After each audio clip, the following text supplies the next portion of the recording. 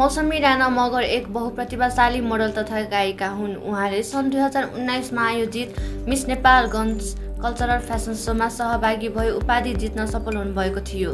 उहाँले थुप्रै म्युजिक भिडियोहरूमा अभिनय गर्नुका साथै स्वर पनि दिनुभएको छ।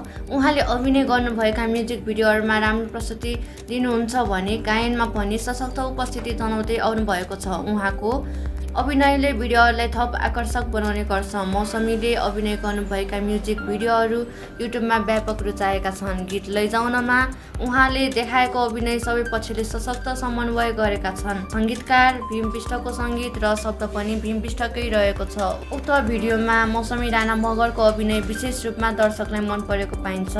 हामीले प्राप्त जानकारी अनुसार मौसमी राणा मगर हालै नेकपा छिटो भाइरल भइन्छ पनि भनेर के लोभ लालच देखाउने पनि आउनुहुन्छ। तर म चाहिँ त्यो कुरामा आफू को हो के हो त्यो कुरा चाहिँ कहिले पनि बिर्सदैन। मम्मी बाबा सबभन्दा आफू भाइरल हुनुभन्दा नि मम्मी बाबाको मुख सम्झिन्छु के मम्मी बाबा मामाहरूको इज्जत सम्झिन्छु। अनि त्यही भएर पनि नै म यत्तिकै ठिक छु। बरु थोरै खाम्ला थोरै लाम्ला होइन, तर यसैमा खुसी साथ मम्मी बाबालाई खुसी छ भने म पनि खुसी भनेर। तपाईँले यो फ्यामिलीमा सबभन्दा धेरै सपोर्ट गर्ने चाहिँ मम्मी बाबा माओले कुन सबभन्दा को चाहिँ? सबै मेरो त बराबर यो एउटा भन्दा फर्स्टमा मम्मी नै अब एउटा नाम सपोर्ट गर्नुहुन्छ एकदमै। छोरीको के अरे छोरी चाहिँ यस्तो भइदियो हुन्थ्यो भने मम्मीको चाहिँ के हुने इच्छा छ? छोरी चाहिँ मम्मी त मैले जे गरेँ त्यो काममा एकदम सन्तुष्ट हुनुहुन्छ मेरो मम्मी चाहिँ। मतलब मम्मीको यो माग छैन छोरी यस्तो भइदियो हुन्थ्यो भने त्यो चाहिँ माग?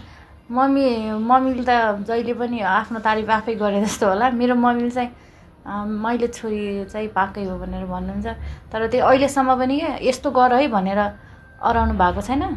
यस्तो चाहिँ गर्नु हुँदैन, आफू को हो के हो भुल्नु हुँदैन, आफू गाउँदेखि गएको आफ्नो पहिलाको स्ट्रगलहरू भुल्नु हुँदैन चाहिँ भनेर सम्झाउनुहुन्छ।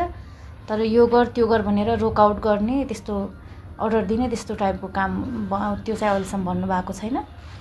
मैले उहाँहरूले सिकाएको कुराहरू उहाँहरूको संस्कारहरू सबै आफूले मनन गरेर हिँडेको छु नि त। अनि त्यही भएर पनि उहाँहरूलाई त्यति साह्रो गाह्रो परेको छैन अहिलेसम्म छोराछोरीहरूलाई ह्यान्डल गर्नको लागि।